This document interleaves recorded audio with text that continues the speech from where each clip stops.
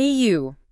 Ever wondered about those Grubhub fees everyone keeps talking about? Yeah. You know, how they actually work and if they're really worth it for restaurants? Right. We're going deep on that today, Yeah, good. dissecting everything from those basic commissions Uh-huh. to all those little costs that can sneak up on you. It's interesting because Grubhub, like so many platforms these days, promises this seamless win-win for both restaurants and hungry customers. Right. But when you look closer, Yeah. it's a bit more complicated than that, isn't it? Sure. Yeah. Before we get into the fee breakdown, can you quickly remind us how Grubhub actually works? Sure. I know they list restaurants and customers order through them, but what's going on behind the scenes? Well, you can think of Grubhub as a middleman. Okay. They connect you, the restaurant, with a wider customer base through their app and website. Right. Customers get the convenience of browsing menus, placing orders, and even having their food delivered if you offer that through Grubhub's drivers. Okay, so convenience is the key here, Yeah. both for the customer and the restaurant, right? Right. But that convenience comes with a price tag. It does. Let's break down those Grubhub fees. Okay. Where do we even begin? The core fees are the commission rates. Okay. These are essentially Grubhub's cut for facilitating each order. Okay. They vary depending on whether the order is for delivery or pickup. So for delivery, what are we looking at, percentage-wise? For delivery, those commission rates can range from 15% to a hefty 30%. Wow. Okay. And for pickup orders, since there's no delivery involved, it's typically between 10% and 15%. Even for pickup? Yeah. That seems high. Well, I guess Grubhub's still handling order processing, payments, It and is. all that jazz. exactly. Yeah. They're providing a service, and that service has a cost. Okay, I'm already seeing how these fees can add up, Yeah. especially for those smaller orders. Mm-hmm. You're selling a $10 dish. A 30% commission takes a big bite out of that. That's a great point. Yeah. That's why it's so crucial for restaurants to factor these fees into their menu pricing. Okay. If you don't adjust your prices accordingly, Yeah. you could be losing money on every order without even realizing it. So what's a good rule of thumb? Um, How much should restaurants be marking up their menu prices to account for these fees? There's no magic number because every restaurant is different. Okay. But a good starting point is to consider your profit margins and the average commission rate you're paying. Right. If your profit margin is 20% and you're paying 30% in commission to Grubhub, Right. you'll need to increase your prices by at least 10% just to break even on those orders. Wow, so a 10% price increase just to cover the Grub fees? Yeah. That's a significant jump. It is. But restaurants have to be careful about raising prices too much, right? Oh, absolutely. I know. I've definitely noticed some places being way more expensive on Grubhub. Customers are savvy and they'll notice those price discrepancies. Right. If your prices are significantly higher on Grubhub than they are in your restaurant, Right. you risk losing customers to your competitors or even getting negative reviews. So it's a delicate balancing act. It is. You need to cover those Grubhub fees, but you don't want to scare customers away with inflated prices. Exactly. Yeah. It's about finding that sweet spot where you're maximizing profitability without alienating your customer base. And it's not just the menu markups, right? Right. There are other hidden costs There are. that restaurants need to consider. Huh. What are some of the things that often get overlooked? Well, if you're getting a lot of Grubhub orders, Yeah. you might need to adjust your staffing and inventory. Right. You might need to hire more staff, increase work hours, Okay. or order more ingredients to keep up with the demand. I see. And those are real costs Right. that can cut into your profits. I see. It's not just about the fees themselves. It's about the ripple effect those fees can have on your entire operation. That's a great way to put it. Okay. And I've heard whispers about hidden fees lurking in the shadows. Yeah. What's the deal with those? Yes, the hidden fees. Yeah. These can be tricky. Oh. One example is technology integration fees. Okay. If you're using a specific point of sale system with Grubhub, Right. there might be additional charges for integrating those systems. So even your tech stack can rack up those Grubhub costs. It's possible, yes. Wow. And another thing to watch out for is potential marketing penalties. Marketing penalties. Yes. What are those? Yeah. Sounds scary. Well, imagine you've been running paid promotions on Grubhub, Uh-huh. and then you decide to discontinue those promotions to save money. Okay. You might suddenly experience a drop in visibility on the platform, which could lead to fewer orders. So you stop paying for the boost, and Grubhub kind of buries you a bit.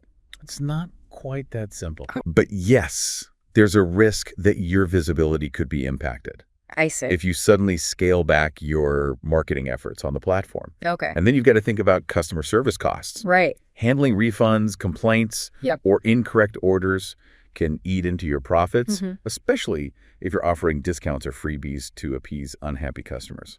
Okay, so we've covered the basic commissions, Yeah. the need to adjust menu prices, Right. the potential for increased labor and inventory costs, Uh-huh. and now these sneaky hidden fees. Right?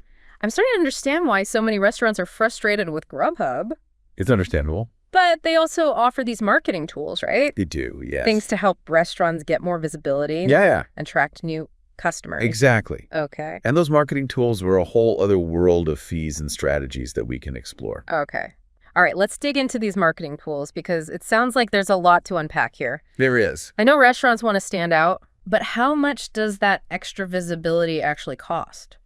Well, there are a few key tools Grubhub offers, each with its own pricing structure. Okay. One of the most common is sponsored listings. Sponsored listings. Yeah. I think I've seen those. You probably have. They're like those ads at the top of the search results, right? Exactly. Okay. You're paying for prime real estate on the app, Right. so your restaurant pops up first Yep. when customers are looking for something in your area. Makes sense. Yep. More visibility, more potential customers clicking through to your menu. Right. But how much does that cost? With sponsored listings, you're typically paying an additional percentage Okay. on top of the standard commission rates. Yeah. It can range from 3% to 10%, Wow. depending on various factors. Okay, so on top of that 15% to 30% commission, Right. you're adding another 3% to 10%. Yeah, it can. That can really eat into your margins if you're not careful. That's why it's so important to track your results closely. Are those sponsored listings actually bringing in enough new customers Right. to justify the extra cost? Yeah. You need to analyze your data Okay. and see if it's truly worth the investment. So data is key here. Absolutely. It's not just about blindly paying for a boost. Right. It's about making sure that boost translates into real results. Exactly. Okay. And then there are boost programs. Boost programs. Yeah. What are those all about? Think of it as a temporary surge in visibility, Okay. particularly during those peak ordering times Okay. when everyone's craving takeout. So you're basically saying, hey, Grubhub, put my restaurant front and center right now. Right. But I bet that comes at a premium. You got it. Yeah. With boost programs, you're setting a budget and a bidding price. Okay. Similar to an auction. Okay. You're essentially competing with other restaurants Right. for that top spot during those busy periods. So it's like a bidding war for hungry customers. That's one way to think about it. Yeah. That can get expensive quickly. It can boost, programs can push your fees 10% to 20% higher per order during the boost period. Wow. Okay. So you need to weigh the potential benefits against the increased costs. And then there are those classic promotions, free delivery or discounts on first orders. I Yeah. always find those tempting as a customer, Sure. but I guess they're not always so great for the restaurant. That's right. Yeah. Those promotions are fully funded by the restaurant, not Grubhub. Okay. You're essentially absorbing the cost Oh, of yes. those discounts or freebies. Ouch. Yeah. So you're paying to give the customer a deal, Great. and then Grubhub still takes its full commission on the original price. That's the catch. Wow. Grubhub calculates its commission based on the pre-discount price. So it's crucial to factor in all these costs. It is. The base commission, potential marketing fees, the cost of running promotions, Right? and figure out if those extra orders are truly profitable. Absolutely. Yeah, it feels like there's a lot to juggle. There is. Yeah. But remember, data is your friend. Okay. You need to be tracking your order volume, your Right. average order value, Mm-hmm. and your customer retention rates Okay. to see if those Grubhub orders are translating into sustainable growth for your business. Okay, so knowledge is power. They need to Right. understand the numbers and make informed decisions. For sure. What are some ways restaurants can actually reduce these Grubhub fees? Because I'm sure everyone's looking for ways to minimize those costs. Well, remember those commission rates we talked about? Yeah. They're often negotiable, Okay. especially if you're a high-volume restaurant Right. or if you're willing to sign a long-term contract with Grubhub. So don't be afraid to negotiate. Right. And it never hurts to shop around and see what other platforms are offering. Exactly. Yeah. Competition is a good thing. Right. If you have your own delivery drivers, Yeah. you can opt for self-delivery through Grubhub. Okay. That way, you avoid those hefty delivery commissions. Right. and retain more control over the customer experience. Makes sense. Yeah. You're cutting out the middleman and keeping more of the profit. Right. And Grubhub offers different pricing plans. They do. So it's worth exploring those options. It is. Like a basic versus premium kind of thing. Exactly. Yeah. The basic plan has lower commission rates, but you get less marketing support. Right. The premium plan has more bells and whistles, Yeah. but you pay more for it. So you have to weigh the pros and cons and choose the plan that aligns with your specific needs and budget. Right. You don't want to be paying for features you're not going to use. Exactly. And here's a simple but effective strategy. Encourage customers to use the pickup option. Oh, good one. Pickup orders have lower commission rates They do? because they don't involve Grubhub's delivery services. Right. I see. So even nudging customers towards pickup can make a difference in those fees. It's all about finding those little ways to optimize. Right. You can even offer discounts or incentives for pickup orders. Right. To make it more attractive to customers. Okay, so we've covered strategies for negotiating commission rates, exploring different pricing plans, opting for self-delivery, and encouraging pickup orders. Right. Now, how does Grubhub actually stack up against those other delivery giants out there? Yeah. You know, the Uber Eats, the DoorDashes, the Postmates of the world. It's a crowded marketplace, that's for sure. It is. And each platform has its own nuances and fee structures. So it's not just about comparing those headline commission rates. No. There's a lot more to consider. There is. For example, Uber Eats and Grubhub have similar commission structures. They do. But Uber Eats also takes a commission on pickup orders. The deal. Yeah.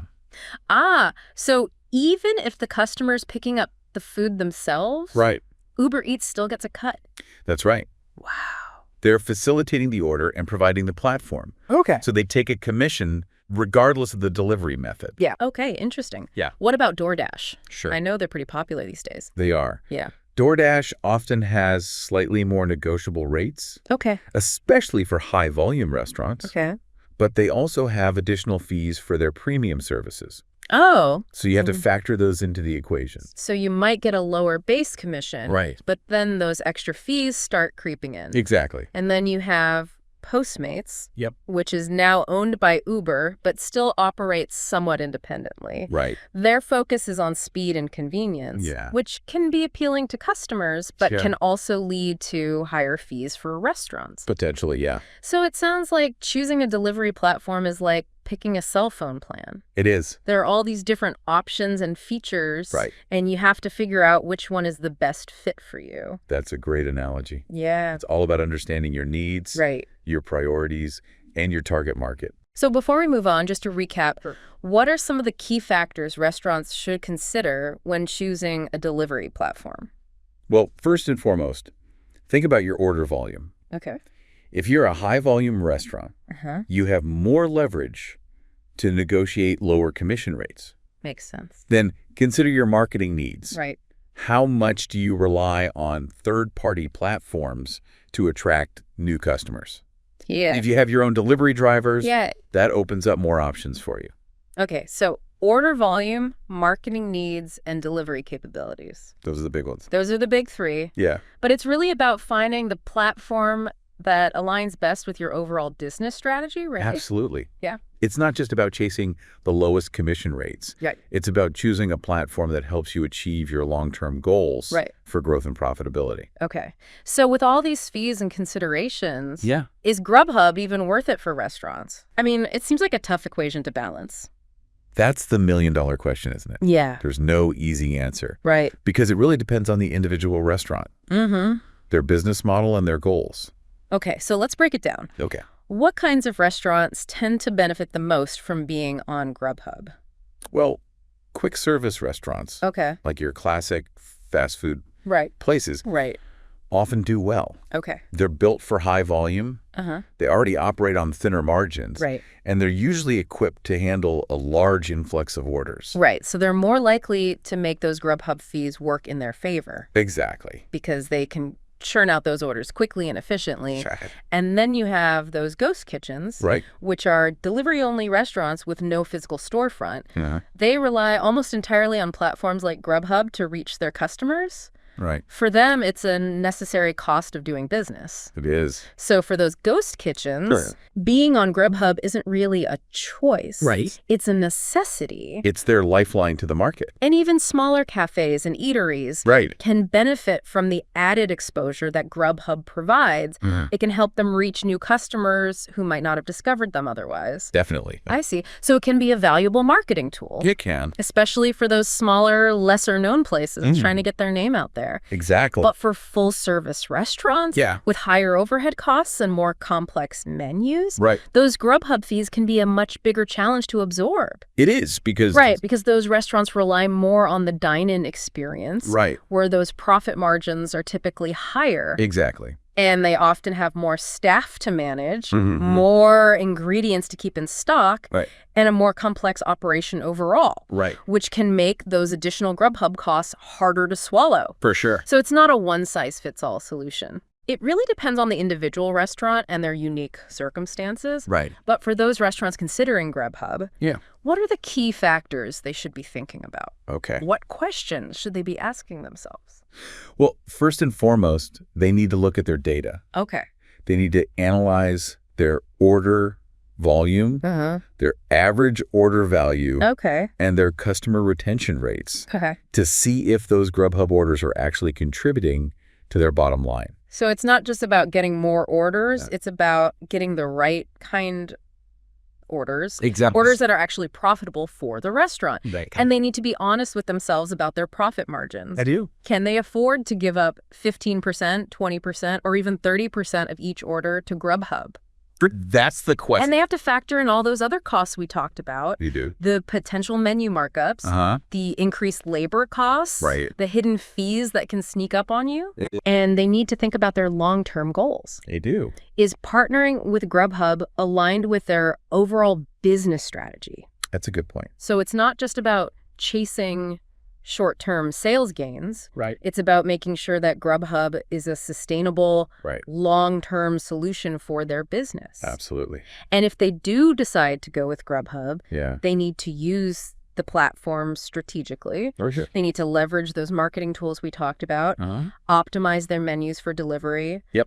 track their data closely, Right. and constantly be looking for ways to maximize their profits. For sure. So it's about being proactive, not passive. You Right. can't just sit back and expect Grubhub to do all the work for you. Exactly. And it sounds like those Grubhub analytics can be a really valuable tool for restaurants. They can. They can provide insights into customer behavior, peak ordering times, and the effectiveness of different marketing campaigns. Exactly. And armed with that knowledge, restaurants can make more informed decisions Sure. about their menus, their pricing, their promotions, and their overall strategy on the platform. Exactly. So it sounds like Grubhub can be a powerful tool for restaurants, can. but it's not a magic bullet. Right. It requires careful consideration, Yeah. strategic planning, and a willingness to constantly adapt and evolve. That's a great way to sum it up. Yeah. It's a tool that can help you reach new customers and grow your business. Right.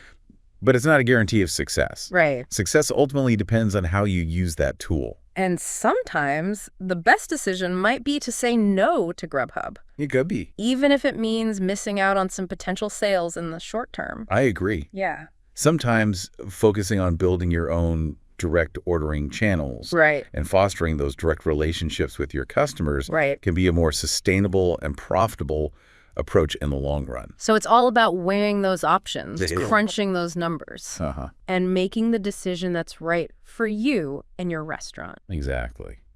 Well, I think we've covered a lot of ground today. We have. We've explored those Grubhub fees in detail. Yes. We've looked at strategies for reducing those costs.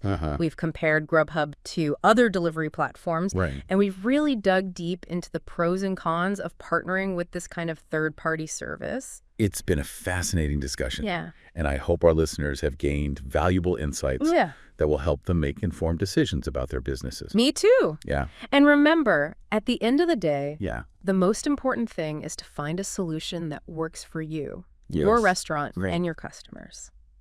Absolutely. Thanks for joining us on this deep dive.